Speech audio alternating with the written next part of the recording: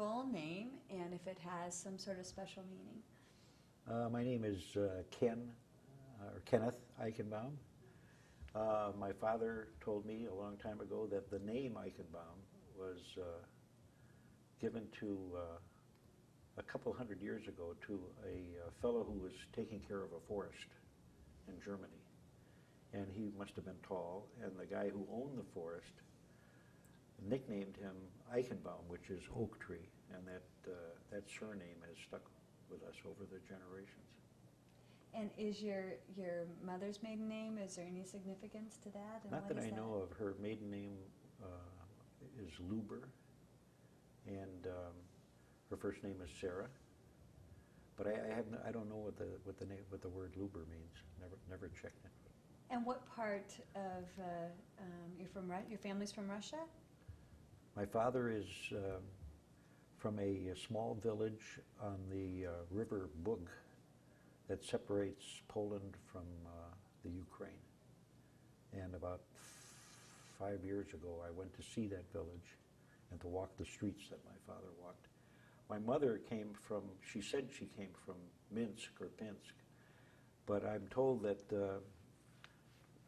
they probably came from a much smaller village. It's just that it was sort of pretentious to say that they came from a larger city like Minsk or Pinsk.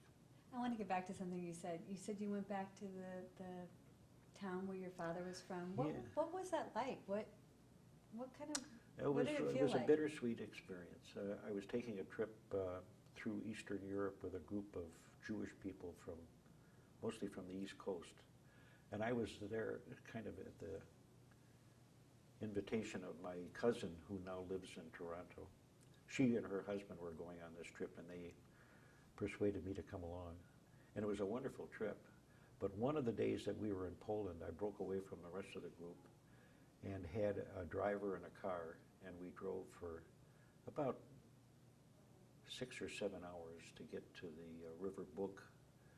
And first of all, the Stillig is not on any of the maps that I saw. The way I found the Stillig was to call the Holocaust Museum and talk to the Polish, to the guy who's in charge of the Polish records, and a wonderful guy. And he said, when I was talking to him on the phone, he said, I can see the village of Stillig on the map that's on my wall. So I said, is there any way that you can make a copy of that? And he said, of course. And a few days later, I had a copy of the thing so that I could tell my driver precisely where a Stillig was, because he'd never heard of it either. So to answer your question, it was a bittersweet experience because, first of all, it gave me the opportunity to walk the roads and see the houses that my father must have seen. Bitter because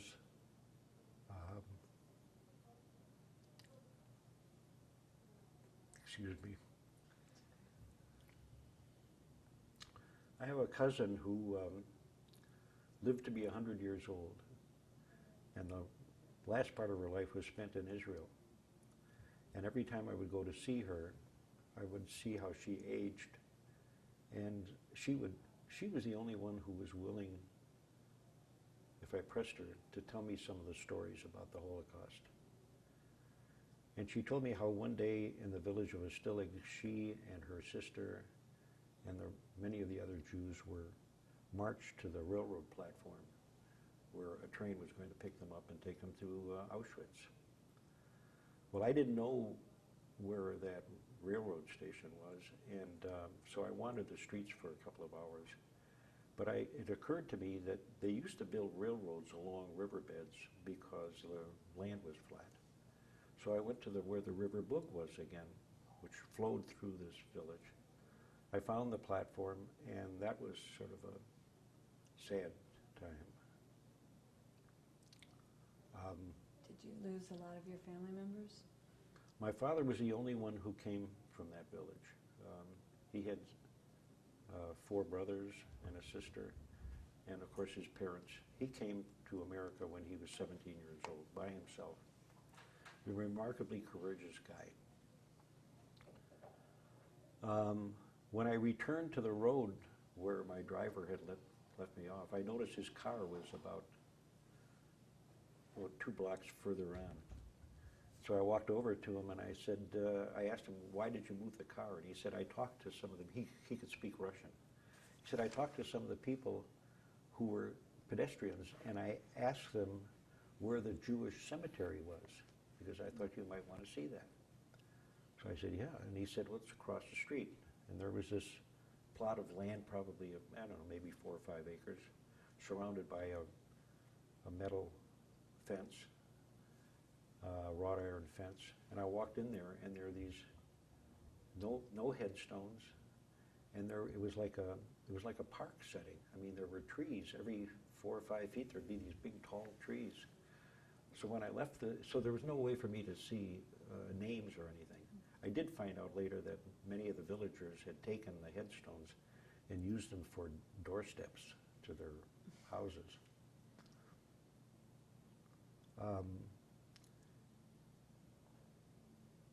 When I went back to the car, I said, you know, you must be mistaken. There can't possibly be a cemetery because there are so many trees.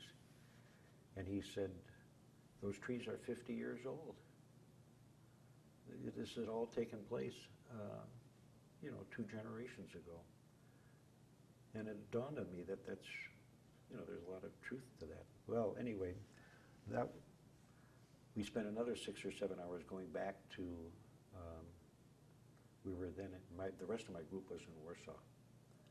So I joined up with them. It was after midnight, and it was probably one of the most exhausting, emotionally, physically, days in my life. Your father came over at 17. How did he have that opportunity at such a young age? He heard that in New York the streets were paved with gold, and his brothers were involved in the cattle business, and he used to tell us stories about taking cattle on a raft and going across the Bug River. I don't know which direction they were going, either the Ukraine or Poland. By the way, that part of the world has changed hands a number of times. And he thought that he could find a better life than sort of imposing on his brothers. So he borrowed money from them and came by boat to New York. And how did he get to Milwaukee? Well, he found a job in New York in one of those lofts. They make mattresses stuffed with feathers, and he said that in the summertime the temperature would be 110 or 115, and they used to have to wear wet cloths over their face so they wouldn't breathe in all this dust and everything. And he thought that wasn't such a good life either. And he had a cousin who had already moved to Milwaukee. His cousin had the same name as him, Sam Eichenbaum. So he went to Milwaukee, and after about 6 months in New York. And he made a living by getting a wagon and a horse and selling fruits and vegetables. And then later on, he parlayed that into a store, and then 2 more stores. So he had one of Milwaukee's first chain of fruit and vegetable stores. Before Sendik's. Yeah, before Sendik's. But he was a very good friend of Max Cole, and Max tried to hire him away from his stores and make him the produce manager. And my father said he's not going to be able to make it because he's letting everybody come in and pick their own fruit. At the end of the day, he said everything's going to be rotten. So he was opposed to the supermarket concept. Just think where we could have been today if he had believed Max. I gather you have tremendous respect for your father. Oh yeah, yeah. What? Well, he had a tough life when, first as a youngster in Poland. And sadly, my mother died when I was about 5 years old. And he never remarried, and so he had to perform the functions of both parents. And that must have been, at the time I was sort of embarrassed not having a mother, because in school they would say, are your parents coming to the, and there would always be a parent, that kind of thing. So it must have been tough on him, but I didn't know that until, as I got older, he got smarter. smarter in that, in raising, do you have brothers and sisters I as have well? a brother who's lives in Atlanta, and well, I can tell you another interesting story about a stilling, if you, Sure. because this is, after all, historical, right? My brother graduated from the University of Wisconsin-Madison in physics, math and physics, and his first job was in Pittsburgh, working for Westinghouse. Westinghouse was then engaged in designing and building nuclear power plants, atoms for peace, that kind of thing. And one of the people that my brother was working with, a physicist, a nuclear physicist, had the same accent that my dad had. And he recognized that, and he asked him where he was from. And he said he was from Astillig. Well, it turns out that Astillig, over the years, has produced 3 Nobel Prize winners in physics and math. And it's so upsetting, isn't it, to think that one little village could produce that kind of intellect? And then they wiped everybody out, or nearly everybody. My cousin, fortunately, was able to escape with her sister. But to think of the enormous loss, the teacher my rabbi who taught me Hebrew and prepared me for my bar mitzvah was Rabbi Cornfield, and he was also from Astillig. And his son, Jerome, was my brother's roommate in college.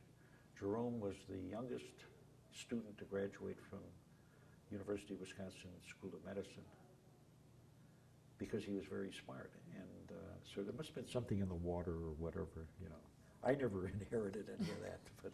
But your dad certainly did. Yeah. Yeah. I'm amazed at what your father was able to accomplish with a young family.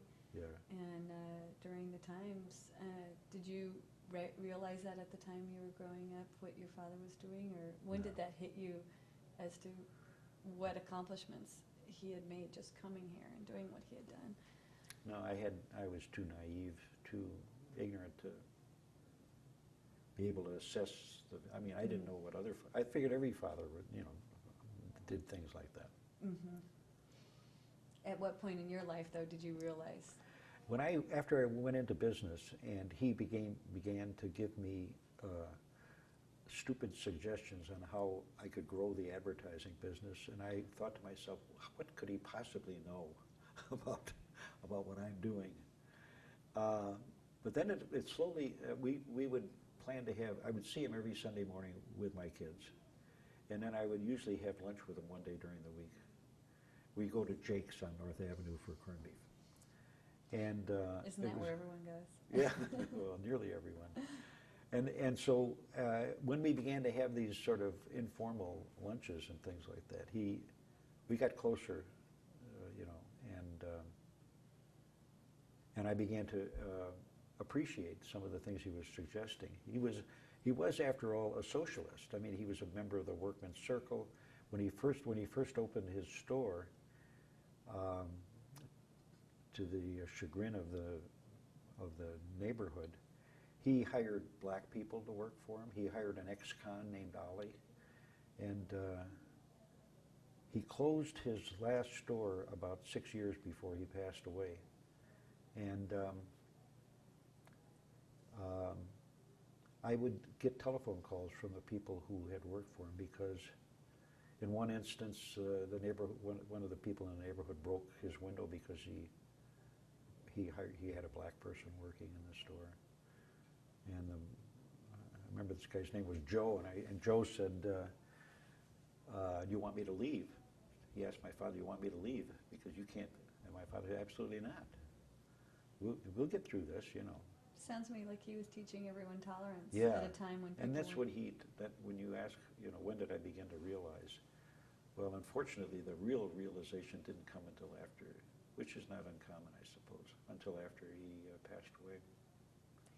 That tolerance of others, I find, and we'll get to your book in a little bit, but it comes out in your humor. Yeah. I mean, I'm amazed hearing these stories, and I see it in your humor. Oh, really? Oh, you good. know, as a way That's of kind of interesting. getting around things, you know? Yeah, well, isn't that what most of the stand-up comics do? They try to, Do you agree? I don't know. I think so, yeah. I think there might have been a lot of pain in their lives, and they were able to circumvent it by being funny and trying to entertain people. Was your dad funny? As funny as you? My dad was very funny, but in a much more what is that area outside of New York City where all the comics used to get their start? Second City? No. I mean, A long time ago. Catskills. Catskills, yeah. He had that sort of biting humor that. This is sort of an X-rated story, but when people would come into his store, and they would squeeze the tomatoes and things, which he really did not. Didn't want them to do that. He wanted to pick out the stuff, and that was not uncommon in those days. When a customer would get angry with him, he would say, our competition was a block away. He would say, "Why don't you go to the A and P?" And it was that pause between that used to really rile them up. And of course, my brother and I would fall down. We'd crack up.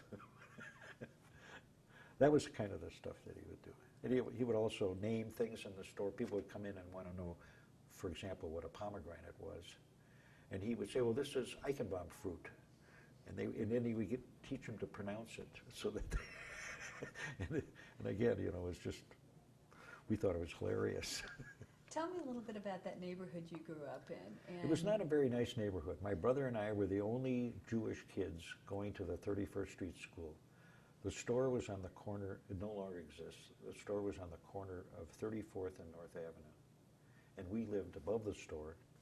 And my cousin, who invited me to this Eastern thing, who now lives in Toronto, she and her parents occupied the back flat, and we had the front flat, and we were upstairs of the store.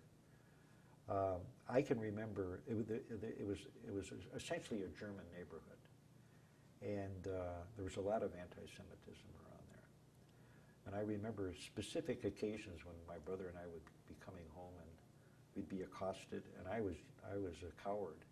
But I always remember my brother taking off his glasses, putting them in one of those snap cases, because he didn't want to break his glasses during the ensuing fight. And these brawls would last anywhere from a minute to maybe 4 or 5 minutes, and then somebody would break it up, or they'd just get tired, and then we'd go home. How did that make you feel about being Jewish? Well, in those days, I had to take a bus to the Talmud Torah, which was on Teutonia North, to get my Hebrew instruction. And I always took my Hebrew books and turned them in so that people couldn't see the Hebrew writing, and I wanted to hide my Jewishness.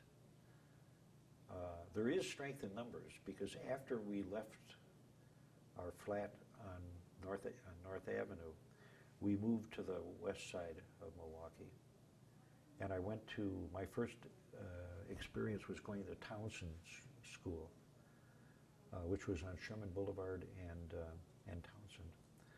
And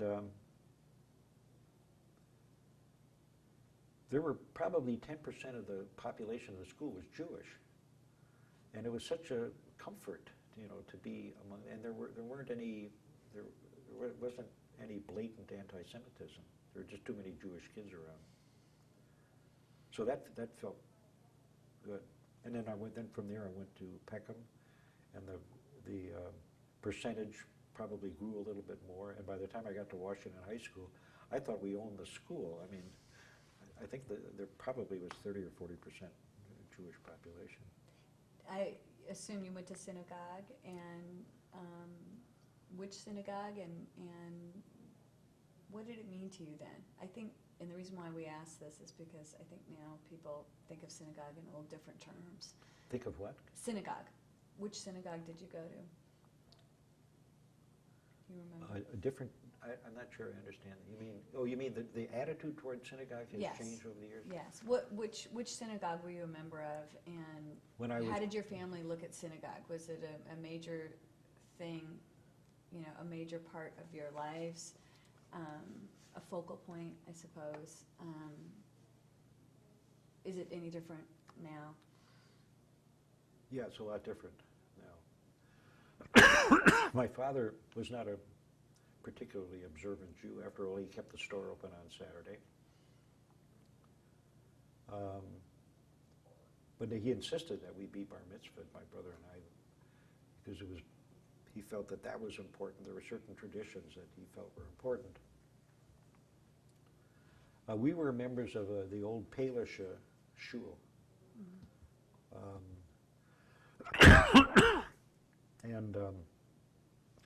And I, as I mentioned, I learned at the Talmud Torah.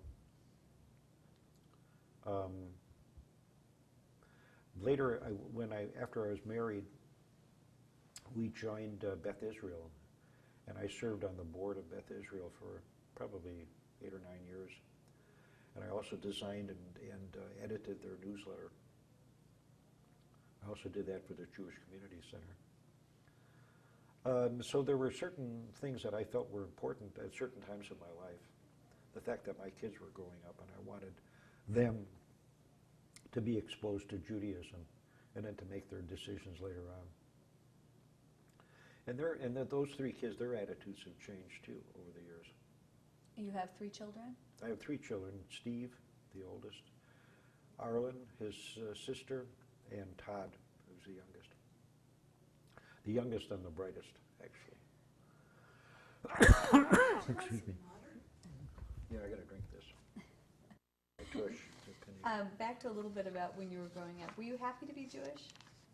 Was I happy to? Were you happy to be Jewish?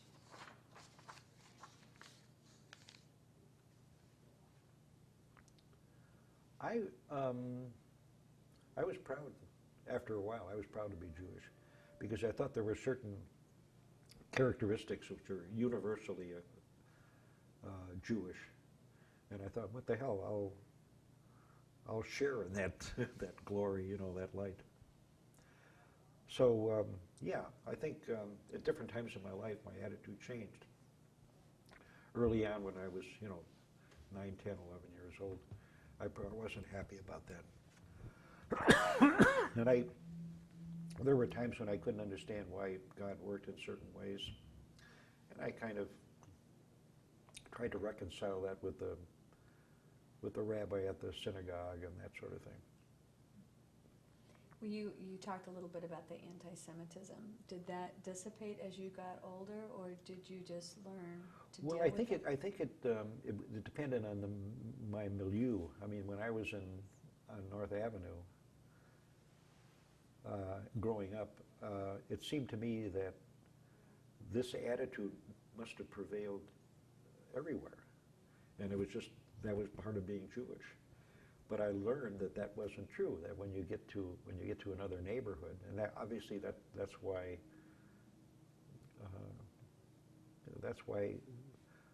shtetls like Stillig grew, where 80 or 90% of the people were Jewish. They just felt more comfortable there. And that's why ghettos developed. 34th and North Avenue was not a ghetto. When you got to the west side, like Sherman Boulevard, 44th Street, it was ghetto-like. You could, in a single block, you could find 3 or 4 Jewish families. So. And that was comforting. And I made my friends. And when I got to high school, I made my friends from both Jewish and non-Jewish kids, and they all seemed to be pretty tolerant. Did I answer your question? Mm-hmm. Yeah. Do you? How do you connect now with Israel? I went to Israel with my first wife 3 years after it became a state. My father had cousins who had moved there much earlier, and then they were just delighted to see me, because I was sort of the American extension of the family. I remember one evening I was sitting on the back of a motor scooter. Some guy took us out there were 2 motor scooters, took us out into the area around Tel Aviv, and there was a nightclub there that had been bombed out. No, half the roof was missing, and there were all these young Hebrew people singing Hebrew songs and reveling in the joy of having their own state. And it turns out that the guy who took me on his motor scooter he was probably about 26 or 27 years old. They put him in charge of city design. Can you imagine? I mean, and then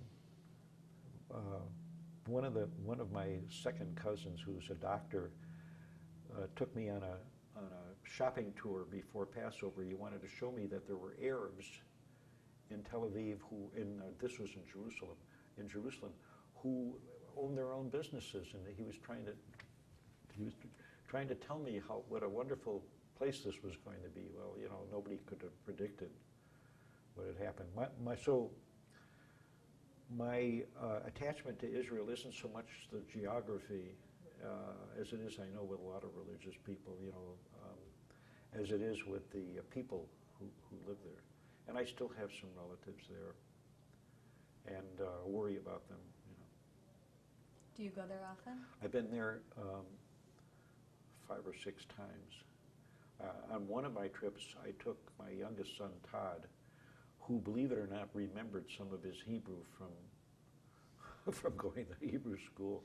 And also, I think he took Hebrew at, imagine, Nicolay High School had a Hebrew course, so he took Hebrew there. And that was a very pleasant time to have him see my aunt, who was now 99 years old and bedridden, you know. She knew we were coming. Can I tell this? Sure. She knew that Todd and I were coming. For the last 6 months, every time I would talk to her on the phone, she would say, "Kenneth, when are you coming to see me?" You know, and so finally, I told her that I was bringing Todd. When we got there, she was really sort of semi-conscious and very weak. And there were some other cousins who were in the room at the time. And Todd took her hand and said things to her in Hebrew. I didn't know what he was saying, but he was just saying, "It's nice to be here, how are you," you know, that sort of thing. And then I wanted to take Todd on a little tour of the country and come back to see her again. So we said, "Ita will be back in 6 days." And we weren't even sure that she could hear us. But 6 days later, we went back there and we went in to see her again. And later that afternoon, we took the El Al flight back to the States. And the next day, I got a call from my cousin who said that Ita had passed away. So she was waiting for us to come back, you know. So maybe you can understand that why my feeling is more toward the people than than the land. The perseverance. Pardon? The perseverance and Yeah. the will. Well, no matter where where Jews live, there's this attitude of survival that seems to run through them. I mean, it doesn't have to be Israel. It could be, you know, Poland or the Ukraine or the still, you know. Do you feel like you share that same attitude? I'd like to think I do. Yeah. Tell me a little bit about what you think about the present and the future of the Jewish community here in Milwaukee. From where what it's I going, see, where it is now, yeah. and where it's going. You know, it's a generational thing. But from I liked working with Jewish organizations, and because I always felt it was, they always seemed to have the need for somebody who could write or design or that sort of thing. And rather than have them hire out those talents, I would offer to provide some pro bono work for them. So when I began doing this 50 years ago, there were a lot of people who were my contemporaries then who seemed to be very dynamic. And then as I've grown older, I've seen these, it's a little ambivalent. I see these younger people coming up and they're just as dynamic and enthusiastic, and I think, God, I'm being replaced, and it's not a very pleasant notion that, maybe one day they won't need me, that kind of thing. But I think there's probably, to answer your question, I think there's probably more, the community is more vital now, more dynamic, and better organized, it seems to me, than I've ever seen it in the past. Before, a lot of it was sort of social, and it was good times. You get together at a committee meeting, and you'd have fun. But now it all seems to be rather focused, and which I think is a good thing. I mean, you can do both. Where do you see it in the future? Where do you see the Jewish Oh, the community future. in the future? Well, And I mean, is there anything that you think? Well, you can see. I mean, you can just look around. Look at the architecture we're in. I mean, this is just phenomenal. It can only get better, and there's more. Jay Roth from the JCC. I see him every once in a while, and he is now. That organization, that institution, is now undergoing expansion plans. And Jay called me because he said we're going to need a whole new corporate identity program. Well, that made me feel pretty good, So there you are. I mean, more and more things are happening. Sometimes to the surprise of others. Yeah, and I know the JCC's got controversy around it Right. as well in terms Yeah. of the expansion. But you see what happened. I mean, they got their wagons in a circle, and they were right to begin with. So it was a good thing. You were born here in Milwaukee? When were you born? 1931, And your birthday? August 6th. And you're born here in Milwaukee. Yeah. And we're talking all about your life, and I realize you've had such a wonderful, colorful life. And is there one lesson in life that just guides you, or a couple? Stay out of the Army would be one thing.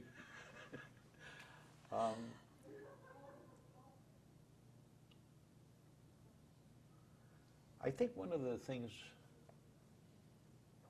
I learned after the fact, that's usually what happens, is that things happen, and then it isn't until much later that you can, maybe it's, having a different perspective, or in retrospect, that kind of thing. I've just been very lucky, and I think a lot of people are lucky that they do in life what they really want to do, and that the rewards, the material rewards, they just happen. They just come along, and I think that's the best way to live, is to find a career, find work that satisfies you, and then don't worry about the other stuff, because it'll just happen. So that's one lesson I learned. Is there any other lessons you can think of? Take good care of your kids, and then later on, believe it or not, they'll show you the same love.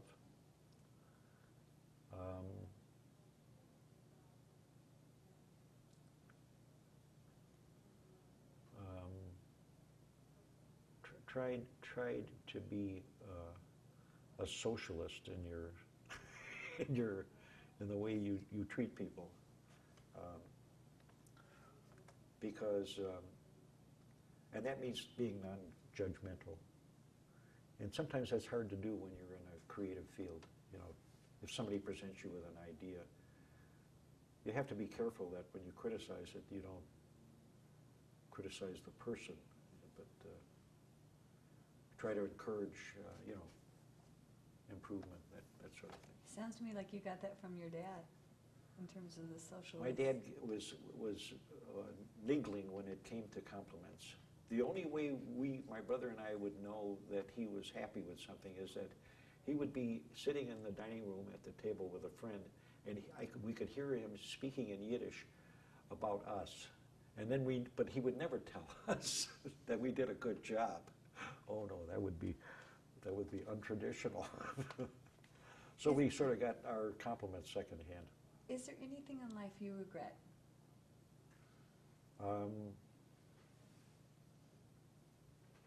I regret the fact that my first marriage fell apart. But my ex-wife and I are good friends, and we also have children and grandchildren in common.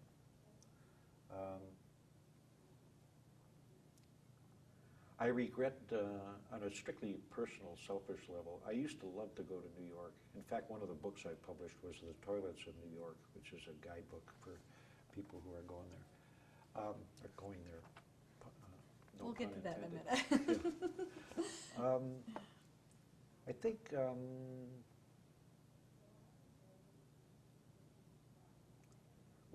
forgot the question. Any regrets? Oh, that's right, yeah. Isn't that funny how it's such a mild regret that I don't have many regrets.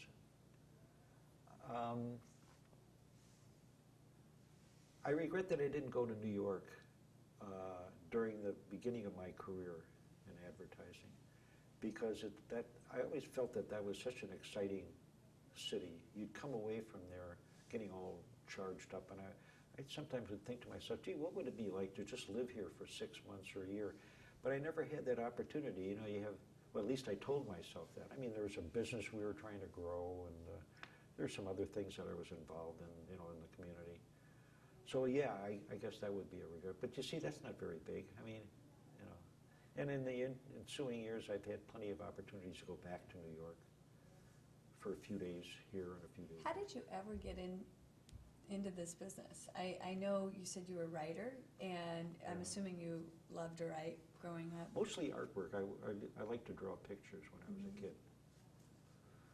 And that's, in my days in junior high school, I thought the best thing I could possibly do was to become a sign painter.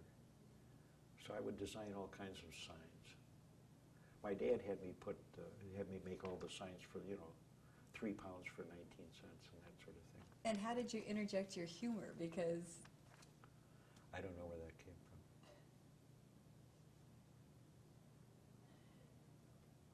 I don't.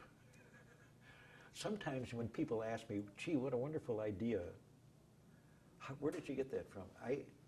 I'm fearful of examining too closely the sources of the creative sources, because I'm worried that I might screw things up. And that's one of the things you live with. You do something and you think, oh boy, I'll never be able to do anything this good again. And then somebody gives you a new challenge, and they say, well, and then you begin to worry. Am I dried up now? Because nothing happens. how do you, sometimes speaking days. of which, how does your creative process work? I mean, do you just all of a sudden think about something and get an idea for it? It happens or- depending on the project. There are different things. Once in a while, you'll be talking to somebody, and they'll say, well, I was thinking about doing this, and all of a sudden an idea just occurs to you. I have learned one thing. Never blurt out your idea to someone. Save it, because the length of time it takes you to come up with an idea is often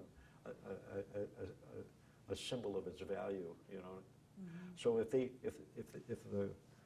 whom you're working for decides that it took you a week to come up, this must be good, that kind of thing.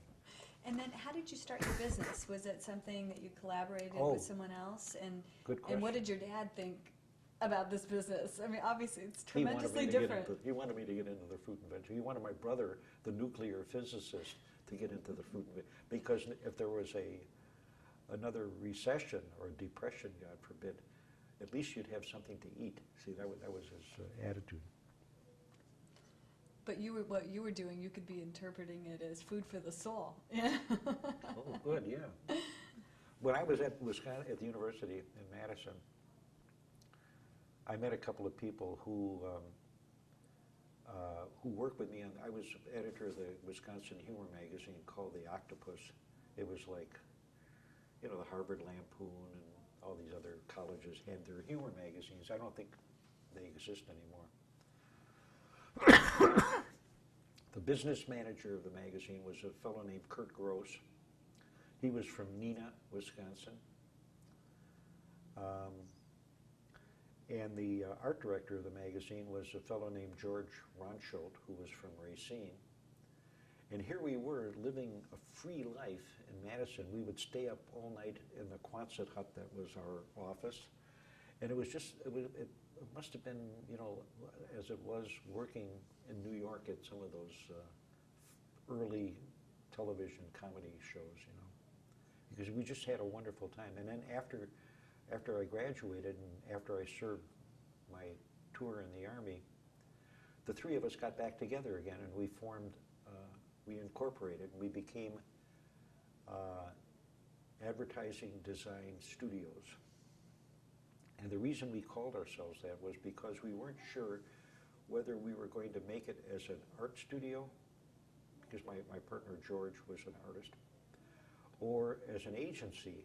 If we morphed into an agency, we could take the initials of Advertising Design Studio and call ourselves Ads Incorporated, and then that way we wouldn't have to change our name and reincorporate. So the three of us started the business, and we starved for the first year and a half. One day, a couple of guys came to our office. We were on Third. Our office was on Third and Burleigh. That building no longer exists either. I wonder if we don't have some sort of a jinx on real estate. They wanted to know all about our partner, Kurt. We said that Kurt was gay, and we answered some of the other questions. I mean, that was the way we functioned. It wasn't until a month or two later that Kurt said, "Were there people here interviewing you about me?" Yeah, we didn't even think anything of it. He said, "Well, I applied for a position with the State Department," because he was a major in he majored in you know, foreign affairs, politics, and that sort of thing, and he also studied Russian. So he decided that it was time for him to make a career change. They re-examined him. This time we responded straight, and so he went with the State Department.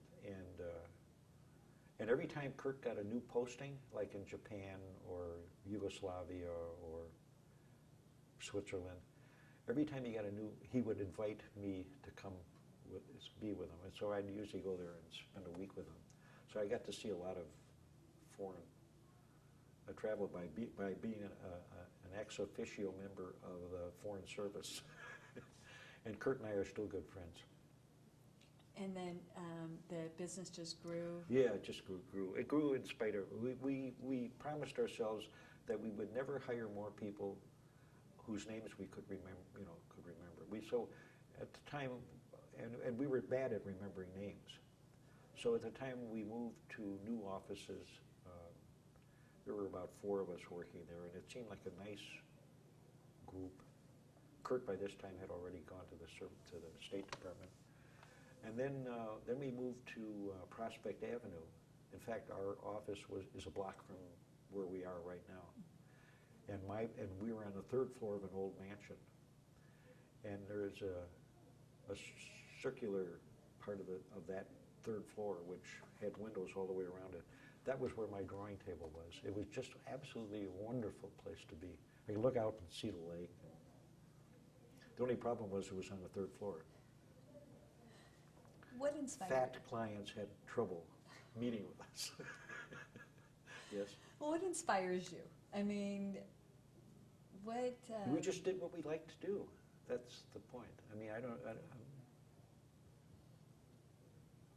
mean, do you... There wasn't so much inspiration as it was taking the least offensive path, you know. And I find that in your books that you've written, you find humor in the simplest of things, in simplicity, in everyday life, you know, and Wow. at least the toilets of New York, Yeah. you know, I marvel at that, you know, because Sure. I think it's something that everyone can relate to, you know. A lot of people, I think I'm not alone in that sort of thing. Hmm. Where did the ideas for these books come from? Kate, my now wife, and I were in New York on business, and we were looking. She wanted to relieve herself, and she said, "You know what this city needs is a guidebook to show people where because by that time they had closed up most of the toilets in the subway system because they were dealing drugs in there and all that kind of thing." So I heard that, but it didn't do anything with it for about another 2 or 3 years. And it just kind of percolated in Yeah, your and I mind a thought, little gee, bit? you know, guidebook, that might be kind of interesting. Well, as it turned out, I became the toilet maven of the country. People would call me, you know, and legislators and from other states would say, "We're designing a new concert hall. Do you have any suggestions to make?" Well, if you go to the PAC, you'll find that the long lines in front of the women's lavatory because they're poorly designed, you know. So I was able to provide some help along those lines. Back to, just one more, or a couple, just two more questions. Yeah, What are you most proud of in life? my children and their children, actually. And what do you want to be remembered for? Oh.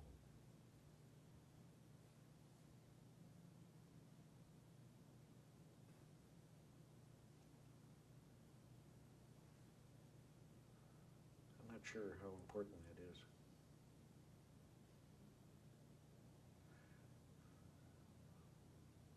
I don't know.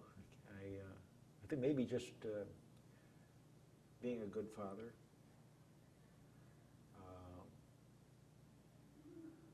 being non-judgmental,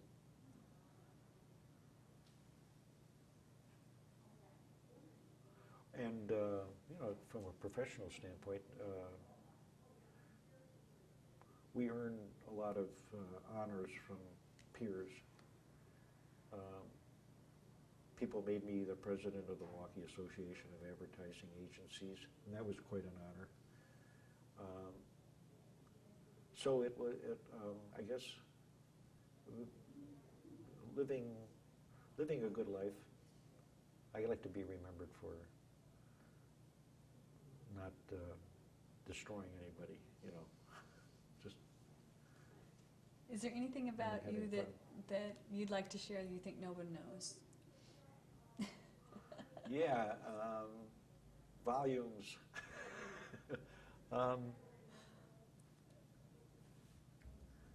I think it's probably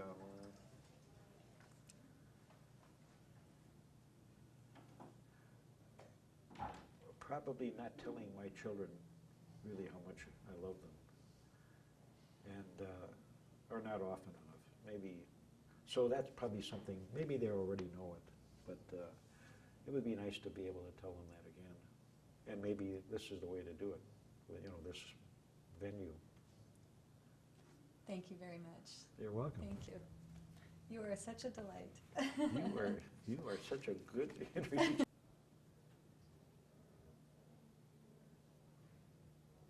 I don't. No, I should have brought it.